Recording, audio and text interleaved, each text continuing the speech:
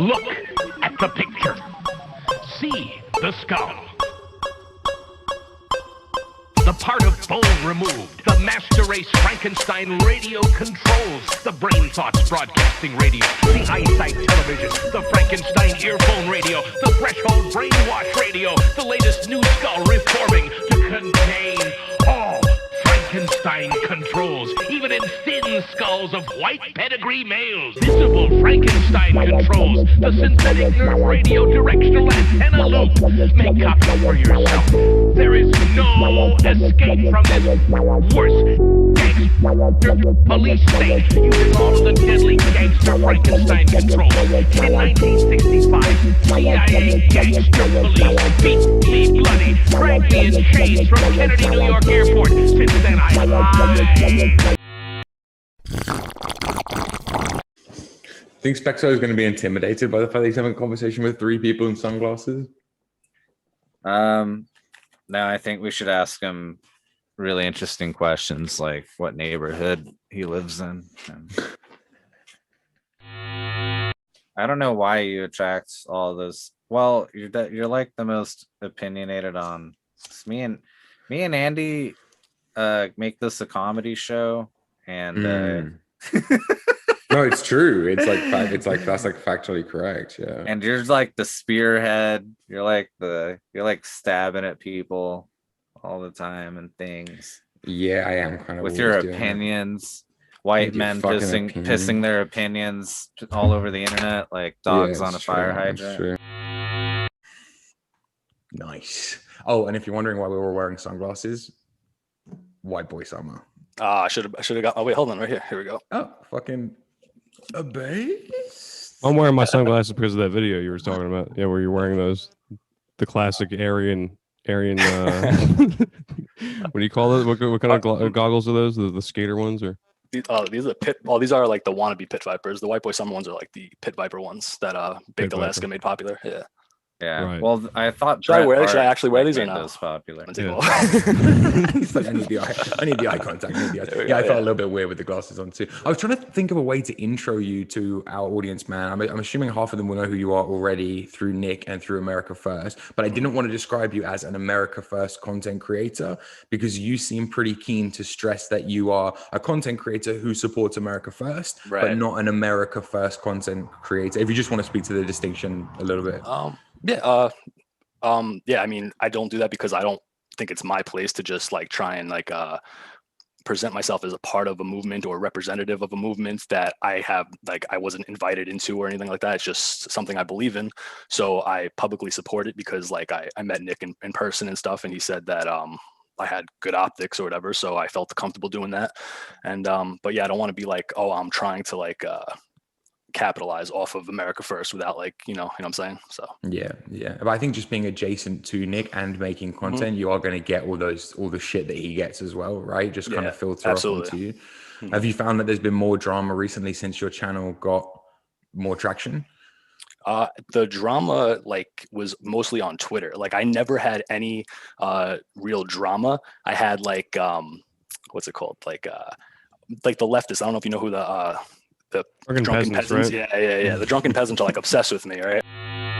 Not spew this. His counter argument immediately after that argument that the molestation of the Catholic Church was highly outnumbered. You're full of lies, dude. That's all you are. And you want to come at us and say that we are whatever we are.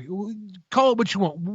We're shit talkers. He's Catholic. We're funny guys. He's Catholic because that's the trendy religion that him and his white nationalist buddies decided is the correct religion to be part of. Yeah, GG, Papa. I hope your morality works out for you. I hope one of your kids grows up to be super gay and happy. And like they're associated with like Bosch and all these other degenerates like the Amazing Atheist and stuff. Yeah. And so they've been talking about me since I went to the Stop the Steal rally. So that was fine or whatever. But then once I got on Twitter, because I was never on Twitter, I use like Instagram and Telegram now and stuff like that. But mainly I was just on Instagram. So then I got on Twitter and Nick Fuentes ended up following me after we met. And then all of a sudden, all these America First people started following me or whatever. And I got introduced to a lot of good people. And then all of a sudden, people started calling me a grifter and that like I'm trying to co-opt the movement. I'm a Fed, all that nonsense. So And how soon after you becoming public did that shit start? Just out of interest. Oof. Pretty quickly. It like got really bad after AFPAC, because I made a video like describing my like interview with Louis Theroux at AFPAC, and everybody called me a Fed and said that I was trying to subvert the movement and all this stuff or whatever. So that's like really when I started saying like, all right, look, I am not trying to do anything like out of place or whatever. I'm just like my own person. I'm trying to, I support this movement, but I've been doing my own thing for like years, you know? Right. One Like thing I've you've got noticed American Psycho on in the background, Jordan. Was that intentional? Oh, yeah, no, totally. Everything I do is intentional and pre-planned. No, I like the fact that well, I've noticed the fact rather that America First is primarily driven by this kind of Zoomer contingent. You yourself are a little bit older, and I was curious. You were on the younger end of like millennial, right? I'm 28. Yeah. Yeah. I don't know what that makes me, I guess. Yeah, bottom end of millennial. I mean, if you were a little bit younger, you would be a Zoomer. Same age bracket as me, which is why I'm so interested in you as a character, because like me, you used to be a raging degenerate. I think you described yourself as like a promiscuous drug user. Atheist, in a lot of ways, atheist. I mean, apart from not being an atheist, in a lot of ways, I'm still a degenerate and I'm working on it. But you're a great example for me, man. I'm not going to lie, you're quite aspirational because you got a wife. You seem like you have your head screwed on. You're successful in business matters. Your dad, right? Yeah, right, exactly. Yeah, right. And it's kind of like you seem like you're on top of your shit, and as well as that, you find time to make content and to contribute to this madness. What did it take to get your head screwed on like that? Because I know that a lot of your content is focused on that, on teaching people, if you like, almost how to pull their socks up and get their shit together. Yeah, a lot of people think that like I'm like cocky or whatever, or narcissistic and stuff like that. Like I do have confidence and stuff like that, but I don't compare myself. You have road rage. Road rage? Yeah, your earlier videos where you're driving in your car, right, just ranting. Well, let's see. We have never in the history of the world had a successful, multicultural, multi-ethnic population successfully get along with each other and just embrace the same abstract values of liberty and freedom, and everybody just gets along. But maybe this time it's going to work. Maybe this time, you know, everybody's just going to be super nice and it's all going to be okay because we have the Constitution, guys. Oh yeah. I hate the public in general, but yeah, when I'm in when I'm in a car and I see people driving and they don't know what they're doing, they don't put their blinker on, something like that, I get really, really angry. But I'm learning how to control my impulses with that. But yeah, I mean, like I talk about like my life and like how I came to politics and how I like I guess came to God and stuff from, because I was the epitome of everything that I now hate, which I think my experience with like drugs and with promiscuity and all of that stuff or whatever has led me to have such strong feelings against it, because I've been to that like dark side. I know the effect that it has on like your soul and how like you go into such a deep dark place and stuff, you know. And kind of ironic because the drunken peasants talk about me like, oh, I must be super depressed now, I must be like in this dark place and hate myself because I'm a right-wing crazy person or whatever. But it's like when I was like a degenerate libertarian who like was fine with everything as long as it's not affecting my personal life, that's when I was like depressed. So that's what I was trying to get at. You were libertarian, so rather than left. Like you've always been right wing, but you were more kind of like laissez-faire capitalistic right wing, and now you're more authoritarian right wing, you reckon? I mean, like I always was into like really like degenerate shock humor and stuff. Like I thought that like anything about like sex and like whatever was like the epitome of humor or whatever. Like Cumtown. Well, yeah, actually, Cumtown is actually funny. I didn't realize that like they were raging leftists basically, or associated with like the dirtbag left. But my friend, who I think we're mutual friends with, I don't want to dox him. Elon, we'll just call him Elon. Elon Bust, yeah. What's it called? He sent me a bunch of Cumtown things and it was hilarious. But then I found out that like they're like super degenerates or whatever. But whatever, you know, real quick, shout out to Elon, by the way. I've been trying to call you for like 2 months now. If you're still alive, shoot me a call, buddy. Go ahead. Yeah, so I don't know. What were we talking about? Just how you change, I guess. Yeah, because for me, it all started with the God thing. Before God, nothing else really mattered. As soon as I thought that there might be even when I was an atheist, I was a journalist. I was writing articles like, "Dear fellow atheists, please stop being dicks," like kind of thing. And like I was already feeling and noticing that this internet movement I was a part of was becoming a religion in and of itself, and was this vindictive, weird fucking circle jerk of people who just thought they were better than everybody else. And as soon as the penny dropped with me, a lot of humility came with that, and a lot of like, oh shit, I really don't know what I'm talking. And then that informed my politics, and I guess made me You were an more atheist right-wing. too? Yeah, atheist, and exactly the same as you, like not a leftist so much as a libertarian. I was like, anything goes, hey, gay people. Oh yeah, Man, I was completely psyoped by the LGBT stuff, by all that stuff. Yeah. It really, you know, I've always been woke on some things, if you like, but that particularly, like, yeah, I bit the bullet on that. No, same thing. I was never, even when I was like a libertarian, I was never pro-gay or pro-tranny or political correctness or anything like that. That's what I was trying to say with like the edgy humor and stuff or whatever. Like I was always like, you should say whatever you want. But like when it came to like politics, even though I was semi-interested in it, I was like, well, if it doesn't affect your life personally, then you shouldn't care. You know, like I don't think that abortion is good, but you know, it's not affecting my life, so I shouldn't have an opinion on it. You know, which essentially still is leftism. It's not as extreme leftism as it's at least liberalism, still, and it contributes 100%. to everybody being atomized, right? Because once your circle of attention is just you and your immediate world around you, then you don't have to give a fuck about anybody else. So it completely ruins community, collective, that kind of stuff. We'll let the free market decide if it's okay to sacrifice babies to Moloch, basically. Yeah, exactly. I was just looking at abortion statistics today, and I like, it's like 1.5 billion abortions have happened since 1980. That's worldwide. That's insane. That sounds like a really high number, but it's like completely true. And like 50 million a year just in the US. I think it's like the worst thing really going on in America right now that like nobody even cares about. It's disgusting. It's literal like child murder. Like if you are Christian and you believe that life begins at conception, then they're literally killing babies. And this is like, I get pushback when I talk about this even to Christians. I consider abortion at least on the same level as pedophilia. Because you're taking away besides taking away the innocence, you're not even giving them a chance at like living. You know, you're killing an innocent child, where obviously pedophilia is the most disgusting thing in the world, but like abortion should be just as evil, considered just as evil in our society. And it's not. It's so trivialized, and like people like look at it as like, oh, it's a choice, and it's like nothing. But I think it's one of the worst things going on. Yeah, there's that stuff in the book of Matthew, right, about how crimes against children are the worst. Like, there is a special place in hell for people who commit crimes. What did Jesus say? It says if you offend my my little ones, you should have a millstone tied around your neck and dumped in a river or something. So Jesus was kind of fed posting a little bit. Sounds pretty fucking just to me, to be honest. Jesus a fed poster, but shout out to God, by the way. Yeah, JC. So talk to us about Christ then, man. I mean, talk to us about what Christ pilled you, or at least what you went through. Just one thing about atheism, because like I just wanted to say, like, I was an agnostic drug addict for a while. I wasn't an atheist drug addict. Are you like all drug addicts? Is this like an NA meeting right now? Why do you think it's called Meth Squad, buddy? What do you think's going on here? He's not even joking at that point. Yeah. I'm the only sober one on the show, but like whatever. Anyway, the moral of the story is that I was I thought I was an atheist, but really it was just like I watched a couple amazing atheist videos and just like it's just was just driven by my impulses, by what felt good was good, right? That sort of thing. But I didn't really decide there was no God. I was just like, I'm done with this question. I don't have an answer for this. I'm just gonna turn away from that for a while and just be a hedonistic loser. Yep. You, however, were like a militant atheist. Is that right? Well, I was like total euphoric Reddit tier mode, like like literally the epitome. I'm serious. Like literally everything that I hate now, that I am disgusted at. Like I think of my old self and I just wince and like cringe. You know, like I was the type of person like because I found Reddit. I literally became an atheist, like an ardent atheist, because of Reddit, because of our atheism. I shouldn't love because that's so many people. But that's endemic of so many people, and that website actually has some of the most.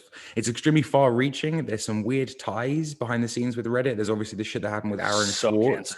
Then there's a whole like Ghislaine Maxwell was the mod of like one of Reddit's most popular pages. Yeah, I saw that. 4 years and no one said anything. It's just like Reddit in general is just a psyop as far as I'm concerned. Like, get the fuck away from that. Horrible. Yeah, like I still try to browse Reddit sometimes, like for niche things that I like even if it's just for like gaming or like movies and stuff like that. And it always in the comments devolves into like some fucking leftist talking points or whatever. Like one of my guilty pleasures, even though I agree it's super cringe, I enjoy the fucking Marvel movies, right?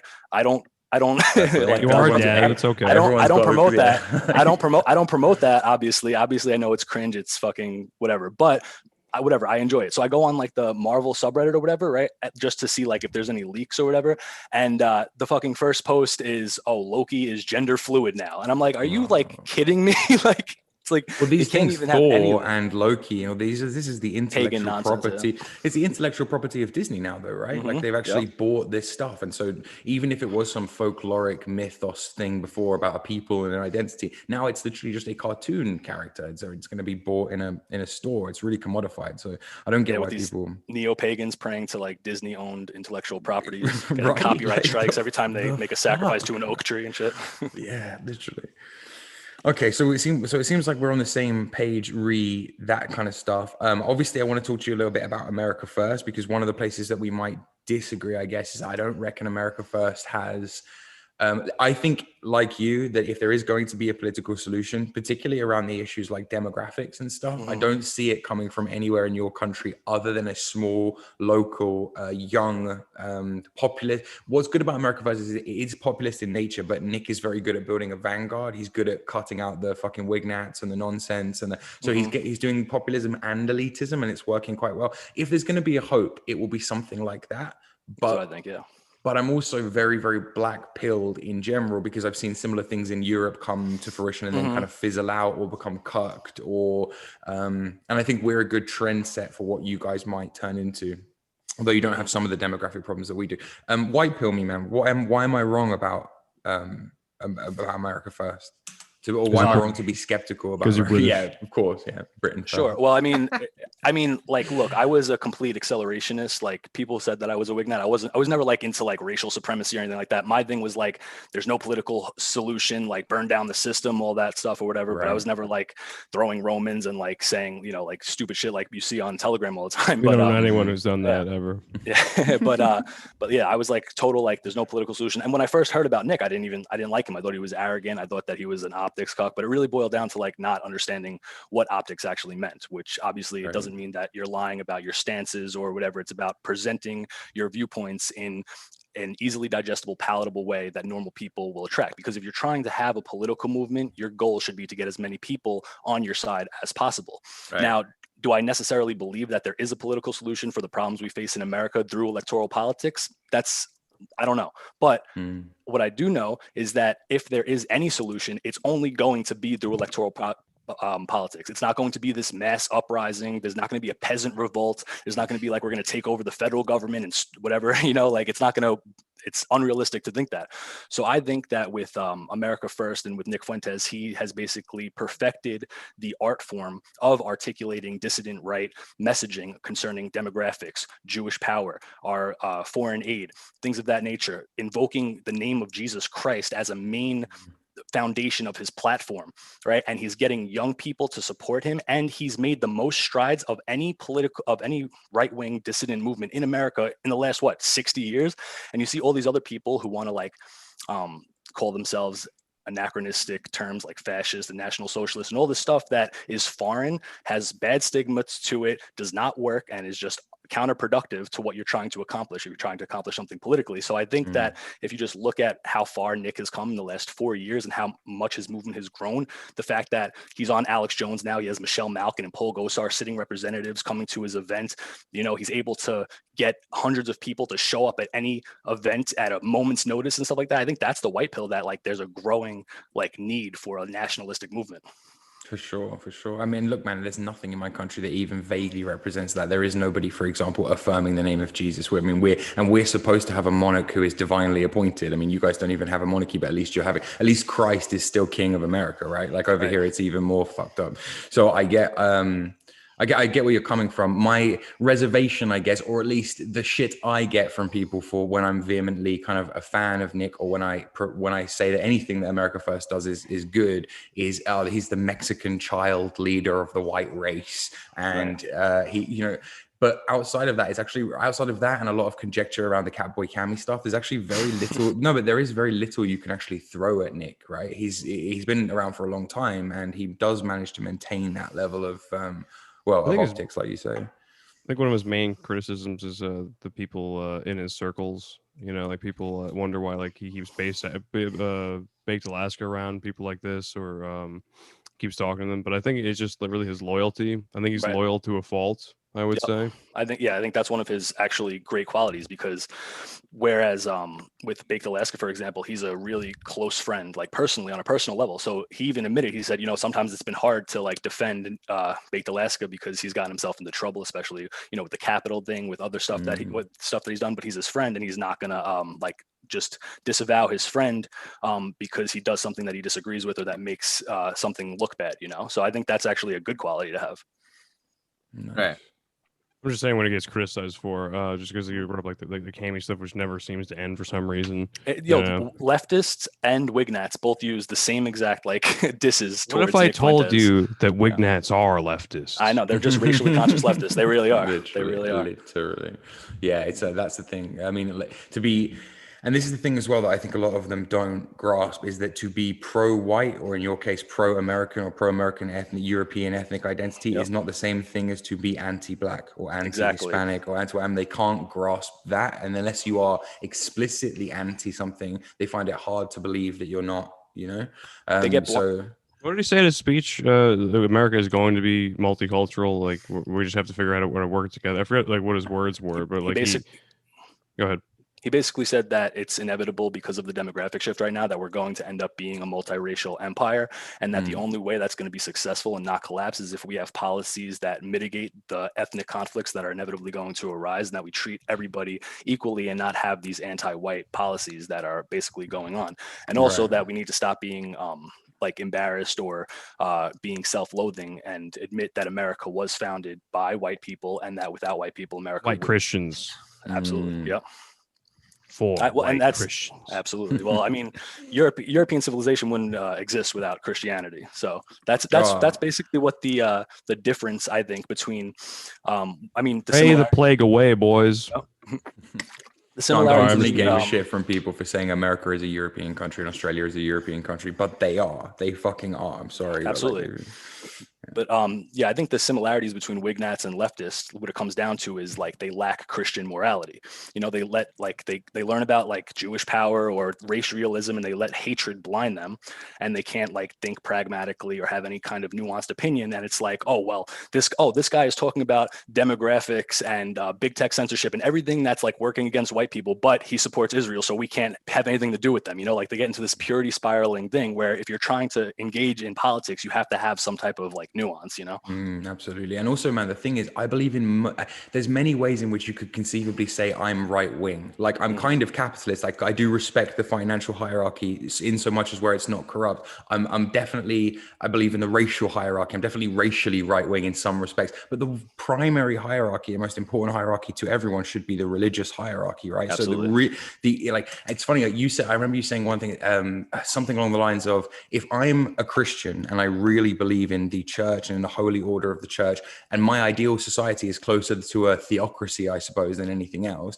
then there is nothing more right-wing of that. You can't be in a more right-wing position. So Wignats trying to position themselves as the furthest fucking right, edgiest position is actually not politically, it doesn't make any sense, right? Right wing and left wing. I mean, the whole idea came from the French Revolution, where the people, like during the French Revolution, they were trying to, before like the violence really started, they were trying to have people that defended the king, who wanted the Catholic monarchy to remain, and on the ones who wanted the republic and who wanted to destroy that. So it basically became, you were right wing if you supported the Catholic monarchy, right? So in my opinion, there is nothing, right, like you said, more right wing than being a Catholic monarchist. Now, obviously, it's not realistic that we're going to like see my dream of like a holy American Catholic monarchy come to fruition anytime soon. Sure. But it's just like in a perfect world, that's honestly what I would pick. So let's get into the Catholicism stuff, because I am, just full disclosure, my mum's Catholic, my dad's Anglican, but like loosely, man. I mean, my mum's what you would describe as a lapsed Catholic, and I obviously get my religion from my mum, but I am what you would describe as a sedicavantist, I suppose. I don't really believe that the current Pope and papacy I have questions about it, put it that way. Andy is, I believe, I'm not sure what denomination you are, but one of the many Protestant denominations. And Graham here isn't even a Christian. So it would be interesting. I would like you to explain to us where we're wrong, like as briefly as possible, obviously with that. But why is Catholicism the one true faith? Why is the Pope specifically legitimate, even in the face of things like Vatican II, etc.? All right. Okay. So Well, you have to understand a little bit of the history of Christianity, that Jesus Christ himself founded the Catholic Church on Peter. He said, you are Peter, which his original name was Simon. Peter means rock. And he said, on this rock, I will build my church, and the gates of hell shall not prevail against it. And in the beginning of Christian society, you had the disciples, the apostles, the 12 apostles go around, start spreading the gospel, right? And Christianity existed for 365 years or so before the Bible was even compiled and canonized, right? So people like Protestants want to say, oh, well, the Bible is the only infallible word of God and stuff, right? Well, I mean, that it is true that it is it is infallible, it is the word of God, but where did it come from, right? And it came from the Catholic Church compiling it through the magisterium, which we believe that the Holy Ghost, which is one of the three persons of God, the Father, the Son, and the Holy Ghost, and we believe that the Holy Ghost guides our church and to not be at fault dogmatically. So we believe that we have apostolic succession, meaning that all of the bishops and priests and the Pope, we can track the Pope all the way back to St. Peter, and that we have apostolic succession, and that we are the only true church of Jesus Christ. So that's basically the very summarized version of it. I have a whole hour and video on my channel. Oh no, of course, yeah, no, it. we've pretty definitely good. dived into. So that explains why Catholicism. That explains how Catholicism and Orthodoxy are from the same place, and there shouldn't really be any bickering and infighting there. And I understand your personal gripes with Martin Luther. I think your video goes into great detail about why his work specifically stemmed things like the French Revolution and the Enlightenment, and this constant drift towards leftism and liberalism specifically that is obviously rooted in this more Protestant type of Christianity. Right. But for someone like me who is Catholic in the way they've been raised, I mean, admittedly I went to an Anglican school, but my mum brought me up to be a God-fearing Catholic person. What do people who fell off Catholicism, who have lost faith in the church itself, and specifically in the Pope, especially in the face of the pedophilia scandals, especially in the face of all that kind of stuff, are we just pussies who aren't faithful enough, or? Yes. Okay. No. Good. I'll be honest. This is what I like about you. You're balls to the wall, and you're like, no, fuck it. These people are heretics. These people are heretics. This guy's, and I like that about you because you don't pull punches. So we're all the radical Catholics. Let me just. You're looking at him. Let me just be full disclosure, right? For the temporal world, for whatever this world, I believe that all Christians who share the same basic foundational values should unite for our common political goals, right? Amen. But what is most important, besides the carnal physical world, is our souls. This is all temporary, right? So if you really want to save your soul, I think that if you believe in God, you should do some type of research and really dig into and figure out, well, if God is real and Christ is real, I want to know what is the correct way to worship him. I want to know what I'm exactly supposed to do. I don't want to take other people's words for it or whatever. And that's basically how I came about it, because I was an atheist and I started getting into, I was culturally Christian. I didn't believe in the story or whatever, but I saw that it basically put together European civilization, and that the values were basically everything that's correct and stuff like that.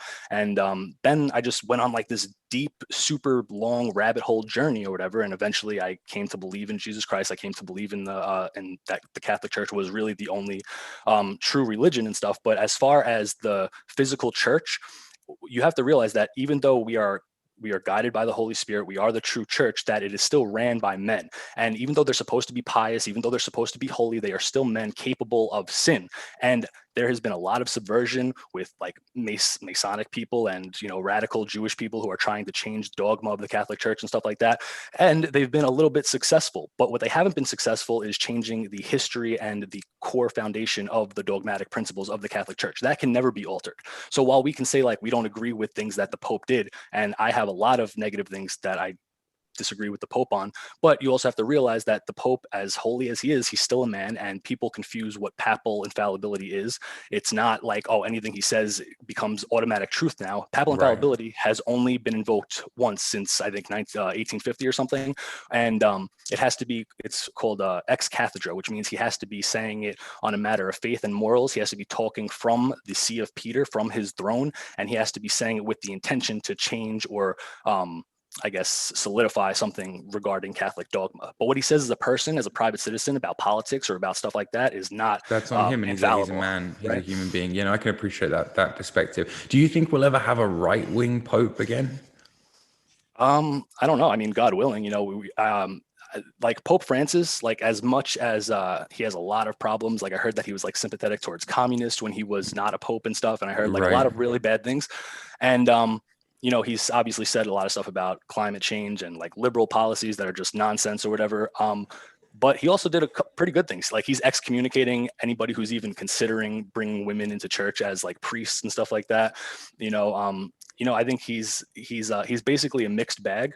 You know, but as far as like having a really right-wing pope, I don't know. I think it's up to the laity to really like start spreading the message and starting some type of movement. And you've seen that, of course, with the internet over the last like 10 years Absolutely. or so. People like Taylor Marshall, E. Michael Jones, all of these people who have basically started this traditional Catholic movement, basically spreading the actual Catholic faith, because a lot of Catholics, unfortunately, are not really Catholics. They're heretics. And there's a lot of Protestants who are more Christ-like than Catholics. But that's irrelevant. There's a lot of Orthodox people who are more religious. I was just about to say many ortho bros that I've met are the most Christ-like, actually. They're a lot of great people. I like a lot of Protestants more than I like a lot of people calling themselves Catholics. Joe Biden calls himself a Catholic. He's not a Catholic. You can't be Catholic and pro-choice. You can't be Catholic and support gay marriage. It doesn't work like that. It's a total oxymoron.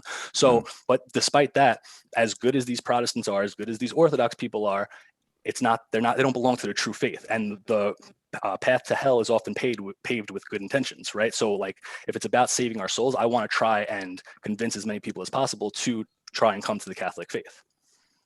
Good on you, I don't know. So it's kind of an interesting concept to think that like you want people to be Catholics first and Americans second, yet at the same time, it's a very Catholic thing, actually, I must say. But if the Pope comes out about like against guns, you know, is like pro-gun control, you know, so many American Catholics would be like, fuck that Pope, you know, instead of like taking the word of him seriously, or rather interpreting it as, you know, being of Catholic faith. You know what I mean? Like, of course, no, politics are conflicting with this Pope. I've never seen people like hate on their own Pope more than this guy. The last few popes, like, you never saw it. Like even if, like you said, Pope Francis might have been sympathetic to communists. Well, he didn't say that shit out loud, so he didn't cause any ruckus, right? So I don't know. It seems like with this Pope, when it comes to politics, there's a lot of Pope cope, is what I'm trying to say. Pope cope, yeah. Well, okay, it's basically like if you have a king, right? If you have a king and he sucks and he's saying a bunch of horrible stuff, because you disagree with him politically, does that suddenly make him not the right king? Is he's not the king anymore because you personally disagree with him? No, we can disagree with the Pope when it comes to matters of politics and stuff like that, but we still have to respect him as the Pope, and we have to pray that him and the clergy see the light and go back to preaching the true word of God. Because like I said, there's been a lot of subversion and stuff, and you know, like we have to take, like, if the Pope says something that goes against Jesus Christ's teaching, like if the Pope came out and said like Jesus was non-binary or started blaspheming Christ or something like that, we're not going to just say, oh, well, okay, that's law now and stuff, you know. And my grandma is actually like super traditional Catholic, and she even says the same thing before I even knew anything about this, you know. So I think a lot of people who actually have an understanding of the Catholic faith know this or whatever. And if you look at the Pope, as bad as he is now, we've had popes in the past that were murderers, incestuous people, you know, like horrible Borgias, people, right? Yeah. So like, yeah, I understand that it's not a good look. Obviously, I'm not going to defend the way that it looks, and I understand why people would be turned off by Catholicism, why people would look at the Pope and be like, "Oh, that's cucked" and stuff like that, or whatever. But like, if you actually have an understanding of how Catholicism works and how the hierarchical church was formed and stuff, I think that it's you could differentiate what is infallible and what isn't. Right. Well, what has this Pope said that politically that goes against the Catholic faith? He's trying to say the Catholic thing to do is to take care of the planet. Everybody's saying that the planet is burning and humans are destroying it. So he's embracing global warming, right? Embracing climate change. What's so infuriating about that? Because climate change is fake and gay, and it also is, so I mean, like, he might have good intentions with that if he actually believes in climate change, but like gotcha. it's not real, and it's like perpetuating global homo. So I mean, maybe he doesn't know that, but considering he's like secularly pro-communist, I wouldn't be surprised if he has some like evil intentions. But right. Well, how do you get a more based Pope? You know, how's this Pope How's the Pope election process going? Because it is kind of monarchic. It There kind of was a sucks, pope, actually. I think maybe 4 or 5 popes ago. I can't remember which pope, but he was the one who actively, I think it might be one of the last Pius, Pius, who went in pretending he was liberal and then was like yeet, and then just like came out with all of this very conservative stuff. And it's just, I don't know, when you see stuff like that, it's like maybe there is hope. I think that's like another possibility, definitely. But you have to also understand that, like, I'm pretty sure I could be wrong about this, that the way that the Pope is elected is like the cardinals and bishops get together or whatever, and like it's basically like a democratical thing, but like hierarchical. That's right, voting with the smoke. And the smoke and stuff like that. So the problem is that the majority of the cardinals are all like leftists, you know, like they had Cardinal Sarah, who they just like basically got out, and he was like one of the only based cardinals, and he was like this black African guy who was like just totally straight up trad cath, like talking about like not like cutting off immigration and how like you're going to hell if you are pro-abortion and stuff, right? I was like, yo, this is awesome. And then they got him out, you know? So it's like, if you even, it's really, the church is definitely in a bad position right now. Right? And, you know, we have to like pray and try and figure out a way to like, to fix it. I don't know what the way is. I'm a layman. I don't know but how. Fundamentally, don't abandon the church. Is exactly. You don't abandon something that is true and with its history, and just decide like, oh well, we're just gonna go believe whatever we want and start our own thing like Protestants do. And you know, just because like the temporal aspect of the church is in a horrible position, you know, just because of the Pope and all the molestings, you know. Don't give up. Don't give up. That's very bad press. That's a Talmudic talk. But here's the thing, just I'm going to insert just here for anybody who's genuinely interested, a graph showing the difference between molestations, adults on children at public schools versus Catholic churches. And I think you'll find that the school system is much more riddled with pedophiles and degenerates of all stripes than the Catholic churches. But the Catholic Church does have a checkered history, and I think we'd be stupid to deny it. People like Milo Yiannopoulos, for all his faults, make some very interesting arguments as to how the Catholic Church was sort of a shelter for homosexual people at various points throughout its history. And I can't tell with people like him whether it's more active subversion or whether there really is that kind of leftist bent to Catholicism sometimes that we have to, as Catholics, own up to. And that maybe I guess what Jordan's saying is like, Speckzo, do you think Jesus Christ was the very first social justice warrior? Because this is the argument that's being made at the moment. Absolutely, that they're trying to push this like Christ was a socialist. I've always said if you have Christianity, you don't need socialism. But some people seem to think that socialism and Christianity are the same thing. It's like privatized socialism. That's what a church is. That's what it's kind of supposed to be. There's like a lot to unpack there. So, I mean, Christ is not like a social justice warrior or like liked people that were sinners and stuff like that. He detested sin. He came and he said, I did not come to bring peace, but a sword. I came to turn father and son against each other. He formed a whip and kicked the money changers out of the temple. And he only associated with like the prostitute and these other sinners and stuff like that when they were repentant for their sins. He didn't condone sinning. He didn't condone being a degenerate or living a unhealthy or unfaithful life. You know, he accepted sinners who repented and wanted to better themselves. You know, he did not condone sin and stuff. So like these people who want to say like, oh, it's the Christianity is not against homosexuality, it's not against this or whatever. And like there's like a big difference between like being against homosexual activity and being against homosexuals. Like we don't believe that people can control their wicked desires. We are all in a fallen state and we all have wicked desires, and people hate that the are sin, not the sinner, right? Yeah, I mean, I guess, but that could be hard sometimes. But yeah, no, that's basically the essential thing. Like people could have like wicked desires and unnatural attractions and stuff like that, but it's about acting out on that, you know. And we do not condone or say that it's okay to act out on these unnatural behaviors, because that's not charity. It's not charity to allow people to ruin their souls and like basically destine themselves for eternal damnation, you know. Right. Yeah, you got to like reach out if someone's suffering that you care about too. Yeah. On that note, in the way that the church has been subverted to the left, maybe in the same way that the unis have, and that the media, or maybe a lot of other things, the long march, if you like, of the leftists for the institutions. Do you think we're actually in a position where we might see like a non-binary Jesus in our lifetime? a black Jesus and our black Jesus You already mean the exists, doesn't Antichrist? We already You mean the are. Antichrist, right? We definitely already are. Basically. I saw a cartoon or an ad or something like that it was like promoting a transgender Jesus. I think in Iceland they were having like billboards and stuff like that promoting wow. like intersectional Jesus and all of this stuff. So it already is happening. And I have there's a church by my house that's like, I don't even know what denomination it is, but they hold like they're waving the pride flag and stuff like that. Like it's the antithesis of Christianity.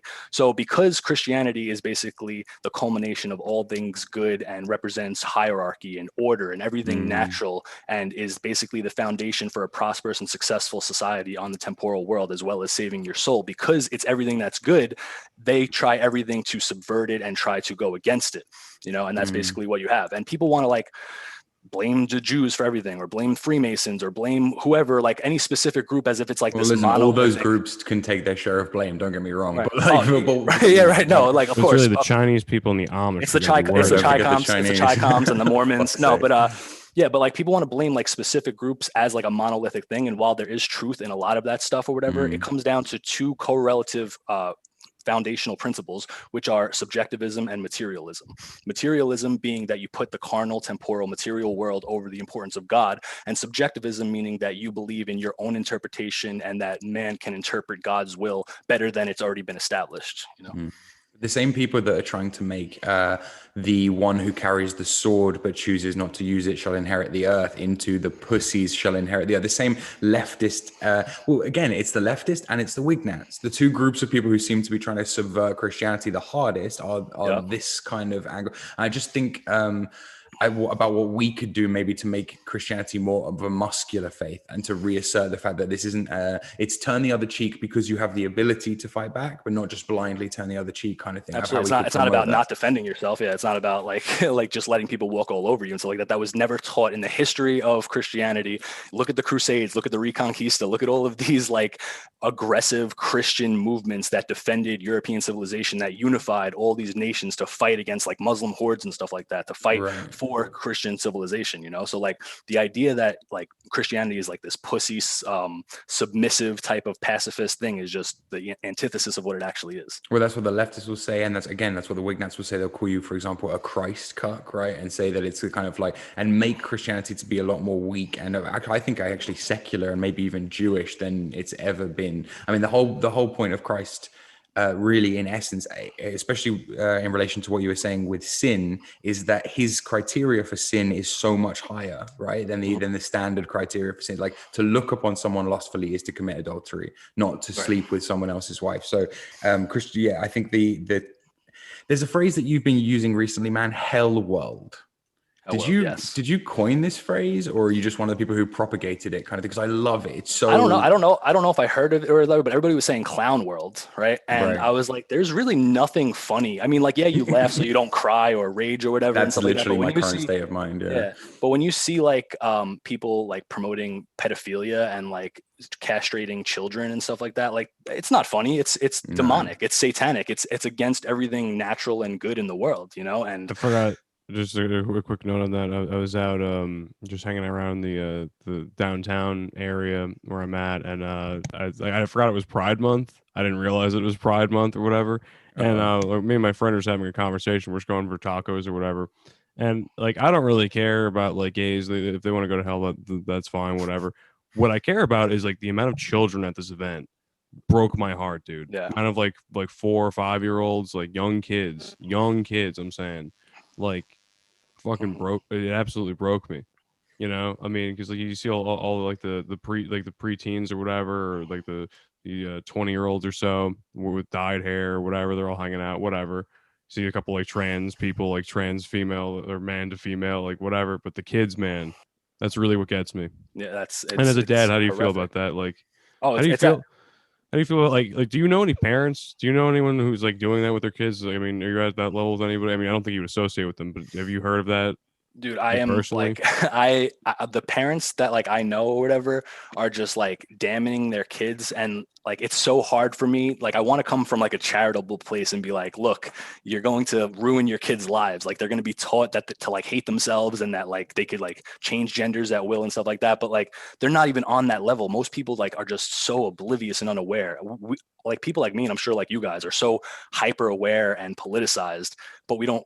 A lot of times, for me at least, I fail to realize that so many other people are just not in like the know whatsoever. Yeah. You know, that like people just have no idea how bad it is. For me personally, I am worried to death about like what my daughters are going to be exposed to, and like no matter how hard that I try to teach them the right way, and that's all I can really do is prepare them for the world and prepare them to face the evil, because eventually they're going to have to go out on themselves, and hopefully I can instill the proper values where they're prepared for that or whatever. But like eventually it's going to be out of my hands, you know, and like I got to just pray that like the world doesn't like just destroy them, you know. And it's hard, definitely, as a parent and stuff like that. I think about that all the time, and I haven't even had kids yet, so yeah, I think you got it though, man. I think Ramsey fertile. He's gonna adopt. I think you got it. Overpopulated, dude. He's gonna adopt. Yeah. Graham's gonna adopt several Chinese children to his family. No, sorry. Oh, go ahead, man. Graham. Don't even let me. No, I was just trying to say, like, I think you got it, man. If you're a great dad, then there's no reason to create a stripper. That's not going to happen. No.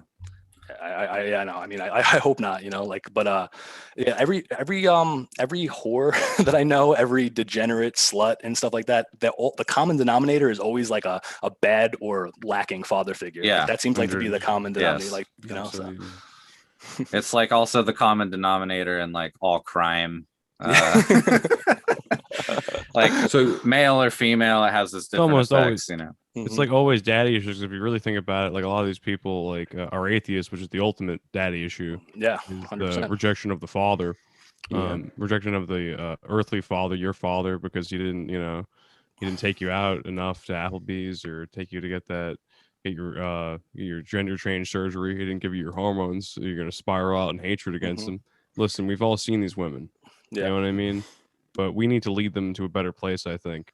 And right. It's not about. Oh, sorry. Go ahead. I'm sorry. Why I think you're such a white pill or whatever is because like I mean, I don't know if you were ever a doomer at any point or like, you know, like that type of person. I know you were a drug addict or whatever, but like we need to recover from this mindset of taking things personally and start leading by example, which is exactly what I think you do. And that's why I like you so much. I appreciate that. Thank you. That means a lot. But yeah, it's like I said, you gotta just not get blinded by hate or despair and stuff like that. Like the whole black pilling mindset, which I was in for a really long time, where I just felt like there was no hope. Like, what is the point of anything? Like, I just want like a nuke to. Oh, they're addictive. Hit us, Black pills are addictive. Absolutely. Right. Yeah. But it really is like, I use this term, but it's probably not good optics. But it is Talmudic, like in essence, because by having despair, by having despair, by allowing the material world to dictate your emotional state and care more about that than like your soul, and then like trusting in God, that is like basically the antithesis of what a Christian should be doing. What a Christian should be doing, in my opinion, is that, okay, we could see that Satan rules this world, right? We can assess what our options are, and we can try to mitigate these situations to the best of our ability. But ultimately, there's a bunch of stuff that's outside of our power. And the only thing that we could really do is live to the best of our ability in imitation of Christ. Okay. So there's something really important I want to touch on there. This is one of my biggest frustrations with religious people in general, might not even be Christians, though typically it's Christians, and often it's very much found amongst the ortho bros, is this kind of attitude of like, well, we can't solve things on this temporal plane. And therefore there's this kind of deference, like we'll pray and we'll think on it and we'll meditate on it, but some things are out of our control. And then I see these issues that are facing maybe like Western countries. I'm particularly thinking about demographics. And I do kind of understand the angry atheist or angry pagan who's like, look, man, Christianity isn't going to save you from this. Counter to that, you have the Wignats and some of the worst people that I've encountered so far, the Christian identitarian people. Oh my God. I have a funny story about that, but God, who unironically take the stance that like, no, there's no blacks in heaven. And you know what, if it's abortion, it's okay if it's a black baby. You know what I mean? Like this kind of flexible morality. Horrible so people. I'm balanced between these two things where I think I can see what true Christianity is, but you know. There's Nazi Christianity. Oh, so real quick, this is like a little side note. Sign Graham up. this guy messaged me like, I want to say this is like a year ago now, right? This guy messaged me and he's like, oh, hey, I'm a big fan of your page and stuff like that. Would you like to do a live stream with me or whatever? Right. And I was like, okay, you're not like a wignat. You're not like promoting like genocide and like nonsense like that. And he's like, no, bro, everything's cool, all that stuff or whatever. Right.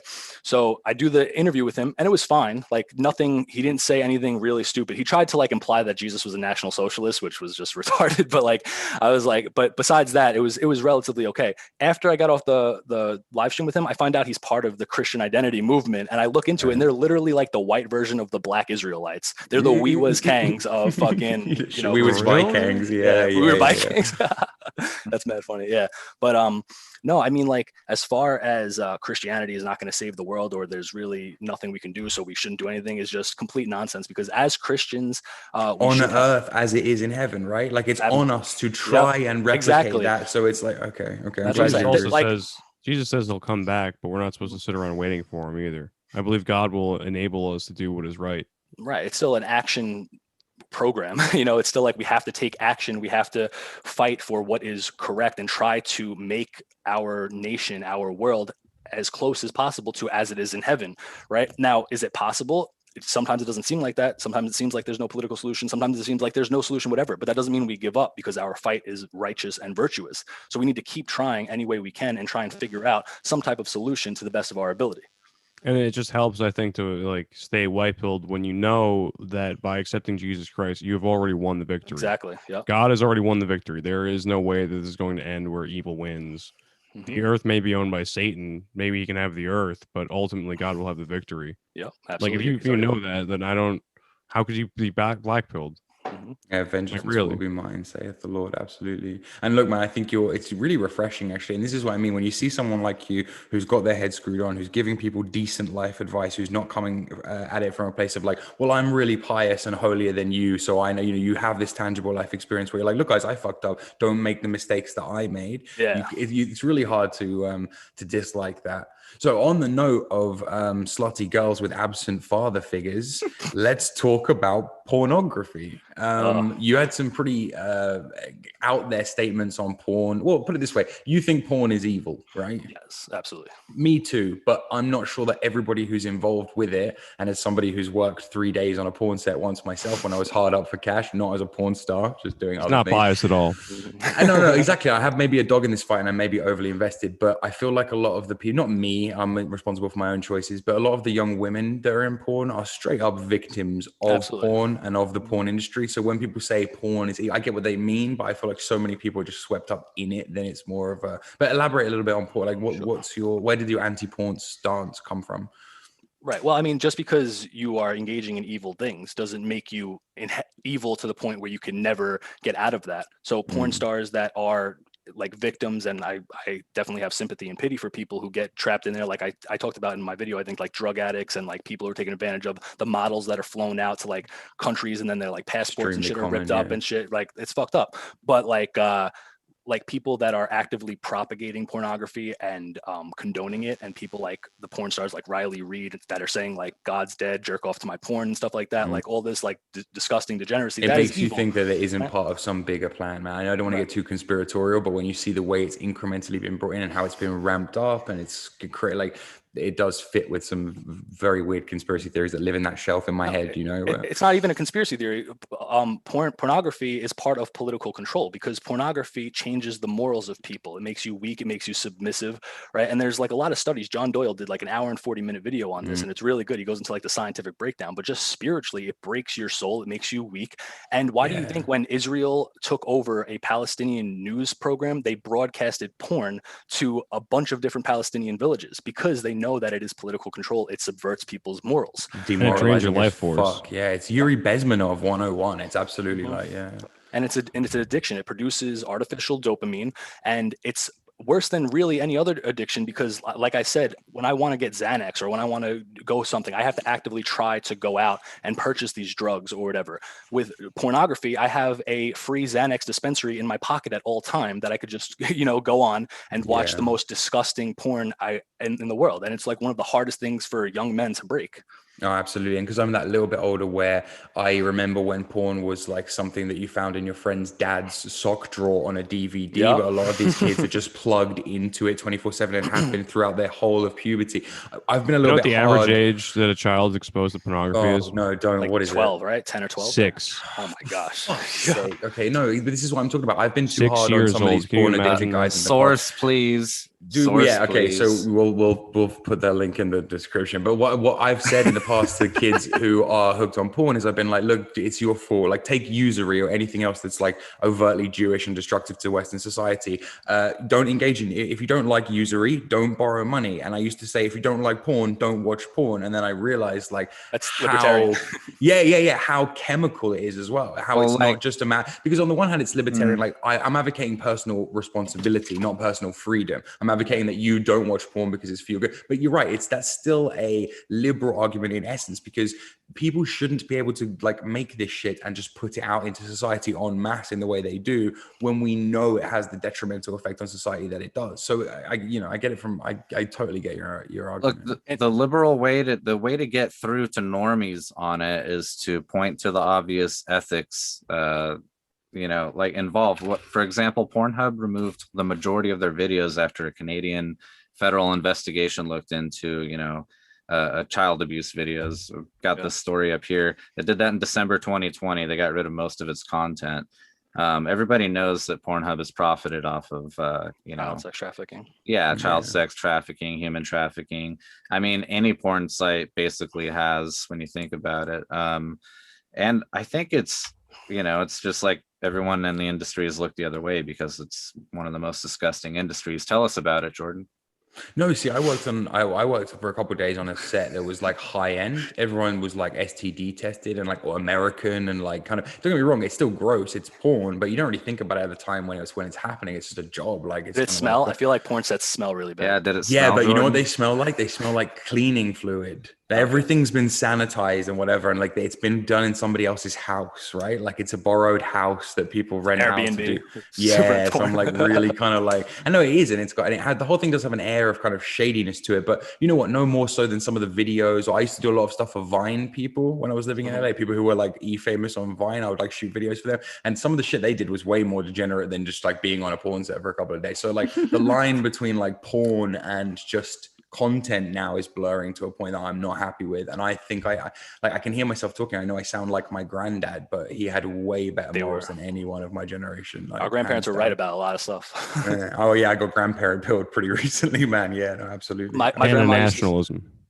My grandma used Yeah. to say that the Bahamas gets hurricanes because they practice voodoo and don't worship Jesus Christ. I used to think she was crazy, but now I'm starting to think that she had a point, honestly. I mean, it is like endless hurricanes. If you think about it. But as far as like the porn thing, in my opinion, a nation is only as good as what it tolerates. So if a nation is tolerating and propagating and promoting pornography and abortion, promiscuity, everything that goes against like God, then like how good is your nation then, And yeah, there's a point where like you have to take personal responsibility and stuff, but if every institution, every facet of power and influence is telling you that these things are okay or whatever, then it comes to a point where like nothing else but like degeneracy, and you think that it's okay because it's been justified. Well, I don't know how familiar you are with the work of people like Nick Land or Mencius Mo or even Ted Kaczynski. So right. So Ted's idea that like technology is such that if you are raised with it, it will be impossible after a while to separate us from the technology. And so this techno addicted generation of kids whose only real sexual gratification has been through porn, they are trapped basically in that feedback loop of It makes them become incompetent. They can't get aroused from natural sex. The Kuma meme is real. I didn't realize how real the Kuma meme was until I met some people, especially on in these circles. And Ted Kaczynski was, in my opinion, correct about all of the problems that he addressed. I think he was just kind of wrong and unrealistic on his ideas for a solution. But yeah, I read the entire thing, Industrial Society, last night. I saw. Oh right, and man. I mean, yeah, exactly. I feel that. I feel that way about it, really. Okay, so who are some of your favorite? I was wrong. thinkers? It seems to be 11 years old. I was researching it. I mean, that makes it better. That's way better. Okay. That's fine, man. Never mind. Everything I said about porn is wrong. It's 11. That's all right. Dude, I think I was like 17. That's why you have to demand the source. That's why you demand the source. You only get the truth on Meth Squad. That's why the fans love you. That's why you're definitely the the fan fact checker. favorite. Yeah, I'm definitely the I had fan. definitely Fact made checker. out with a girl and stuff before I watched porn, though. That's what I'm saying. I definitely had certain life experiences that you would do, and then I went and, do you know what I mean? Like, I don't know. I was lucky enough to be of that age. I I was don't know. I was first shown porn by 2 rabbis. No, I'm just kidding. I went on the internet late at night when everyone was asleep, and I searched for naked women. And then like was it the everybody internet when it else. was loading like Nah, this, no, like I in was- like bars of like, was it that Yeah, old school Windows internet? 95. No, I don't know. I never said this on any video or anything like that. I don't even know if I should say this, but the first time I was exposed to porn was from a babysitter when I was like 4 years old. So Oh, okay, that's fucked up. yeah. That's borderline abusive. I'm not Yeah. gonna lie. That's some pretty fucked up. But hey, can we talk about? And don't want to get too personal, or whatever. But not that isn't too personal. I don't think you could top that one. Yeah, no, we're not gonna. That's fine. So you met your missus, your wife, who you've Right. been married to for, I believe, a couple of years now. You met on Tinder, right? Yeah, I definitely don't encourage anybody to do that. Don't do what I did. But you are the No. exception to the rule. Like for you, it That's did work. right. That's why like it's hard. It's like, yeah, I met my wife on Tinder and it worked out amazing, but that's not like the average like experience, you know. That's why I don't like promote like, oh yeah, if you want to find a girl, go on like the internet or go on these dating websites or whatever. No, you're because- definitely in the on minority. whitedate.com. yeah. J-date. Yeah, exactly. Okay, but you I mean, I don't know. I think for some people it will be a case of I'd rather go on Tinder if there's even a fraction of a chance that I could find a based Catholic trad wife than just, you know, be an incel. How do you feel about inceldom and that kind of stuff? Inceldom, like involuntary, Yeah. like, well, I mean, it's become more of like a mean term now. It doesn't really mean what it like was originally meant. I think it was kind of like appropriated, you know, like a lot of America First people call themselves incels or whatever. They call Nick an incel. He's more like a volcel or whatever. But they're kind of proud of, they own it in a way where they're like, because it's a common trope that like a leftist feminist will call you just an incel as a quick way of winning an argument. You Right. guys have kind of owned it, but I'm talking about real incel culture, like guys who Right. hate women, man, to put it and there's no other way of saying it, like hate women, and not even in a kind of I'm a gender realist Right. kind of way, in a just blind hate for women kind of way, like Right. I mean, I understand it, I guess, but incel basically means like you're involuntary celibate, which means like you're trying to get pussy, but you can't, you know? So like Right. the way that they appropriated it is like, well, sex isn't the most important thing. So okay, yeah, we're proud incels, we appropriate it or whatever, but which is fine. But I feel like people like get like they get become extremists on women and they end up hating women, like you said.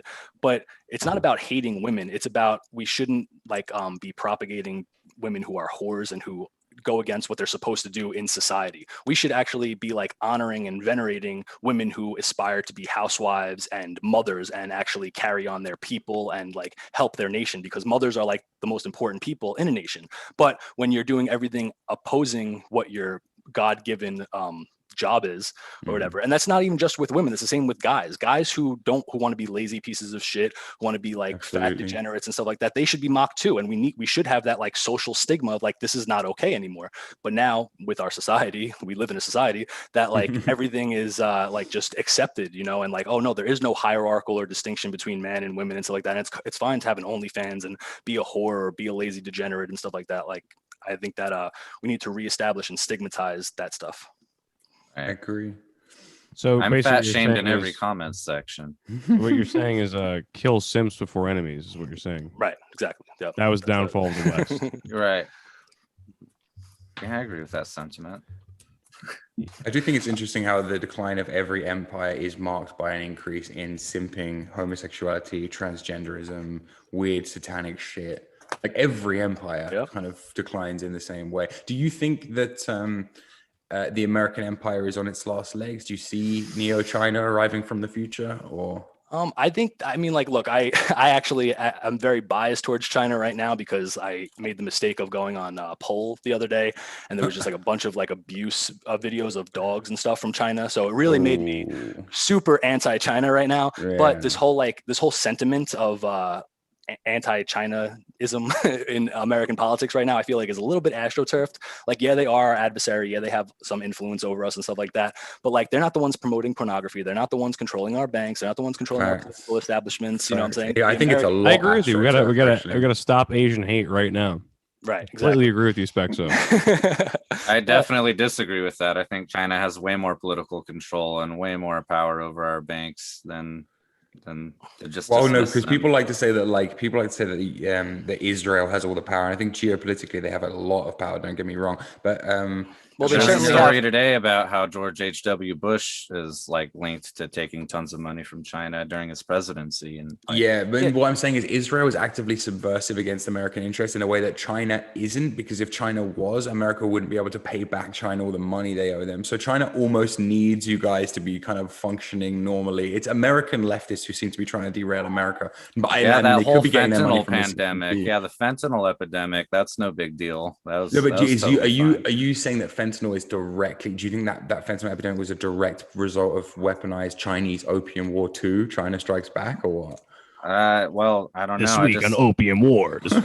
Yeah. Literally, like I'm not going to get into a debate in the middle of the speckzo interview Yeah, about how sorry, China fuck fucks over the United States.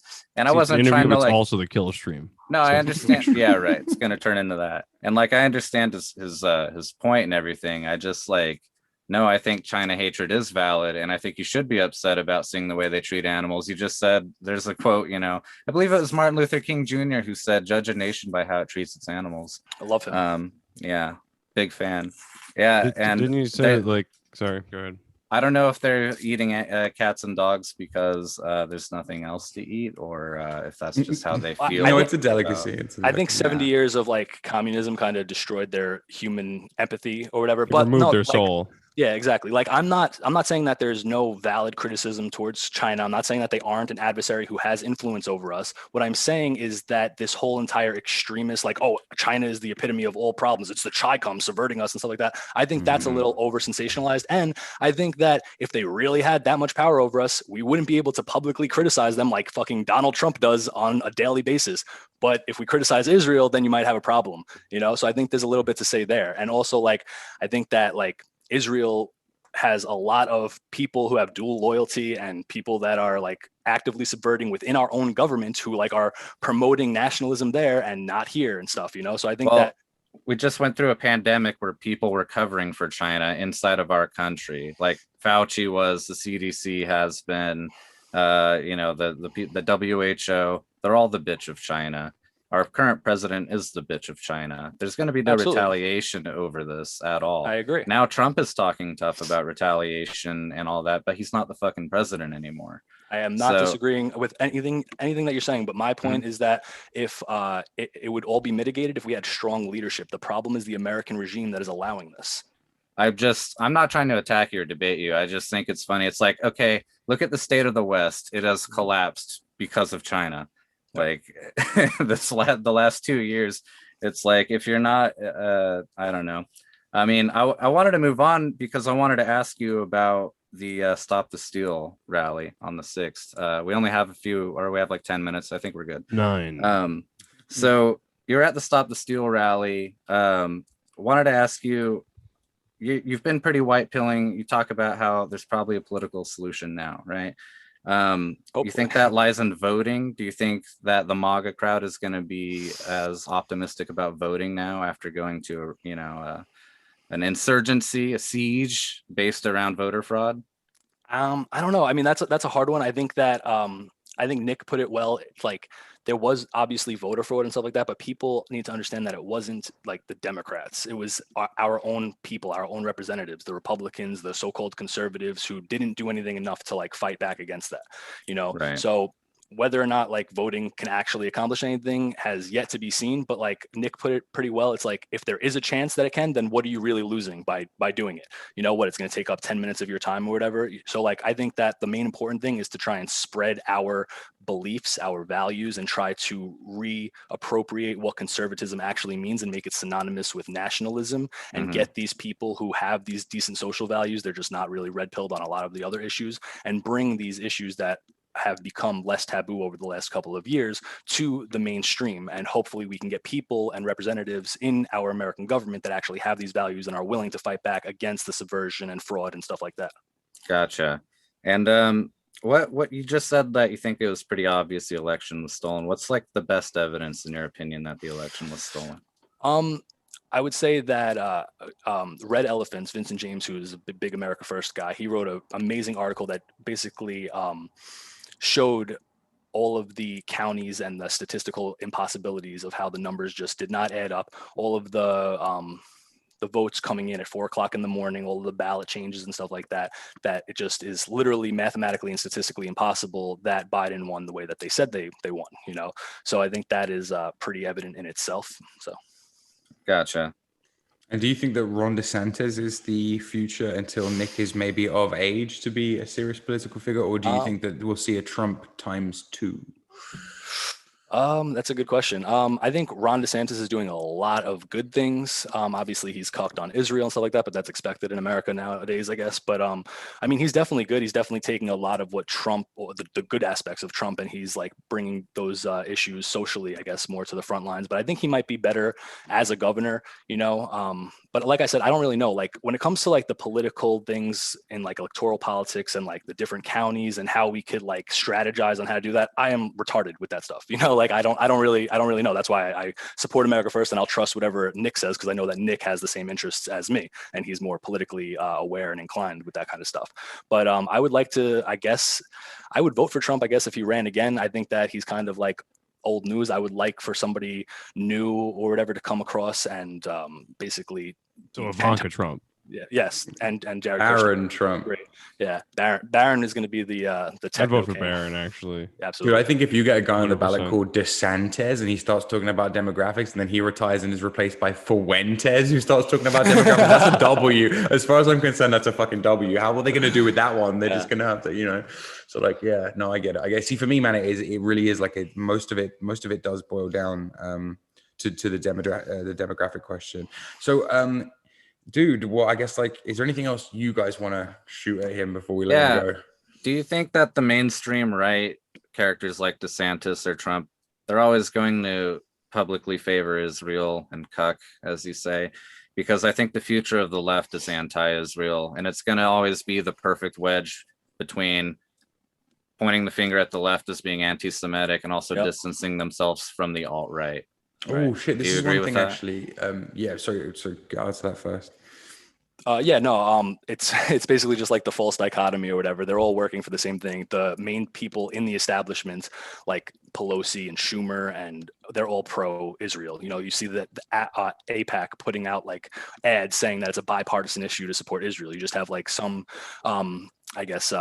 outliers like Ilmar and AOC that might criticize Israel and stuff like that, but ultimately they're not losing power anytime soon. You just look at the Israel lobby and all of the organizations that perpetuate and promote Zionism and Jewish interest within America. So that's really just not going away anytime soon. Yeah, that's what my Pakistani Uber driver was telling me the other day. Yeah, I was talking to him. He's a good guy. So, and that was what I was going to ask you. Actually, Israel is an interesting one because it drives a real wedge, like Graham was saying, between other groups too. Civic nationalists and ethnic nationalists, for example, will be quite divided on the topic of Israel often.